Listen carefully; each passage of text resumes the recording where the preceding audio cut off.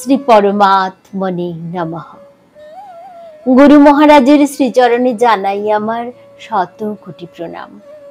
পরমহংস জ্ঞানানন্দ মহারাজ রচিত গিরি গঙ্গাধারা কাব্যগ্রন্থের হর্ষৌ বিভাগের প্রথম কবিতা উত্তীর্ণ আমাকে হতে হবে।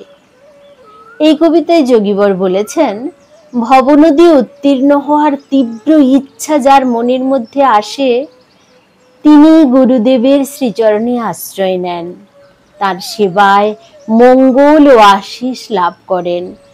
কল্পতরুরূপী গুরুদেব আত্মবিদ্যার শিক্ষা দেন, আত্মজিজ্ঞাসার সাধন পদ্ধতি বলে দেন। গুরুদেবের তপ প্রভাবে শিষ্যকে যোগযুক্ত করেন। শুরু করছি হর্ষৌ বিভাগের প্রথম কবিতা উত্তীর্ণ আমাকে হতে হবে। উত্তীর্ণ আমাকে হতে হবে ভবনদী, তীব্র ইচ্ছা যার মনে, সংসারের সুখ তুচ্ছ তার কাছে লাগে মৌন আত্মসাধনে। ইন্দ্রিয় বিষয় সংসর্গের সুখ লাগে তার কাছে বিষ। শ্রীগুরু শরণ মঙ্গল কারণ, তাঁর সেবায় পায় আশিস।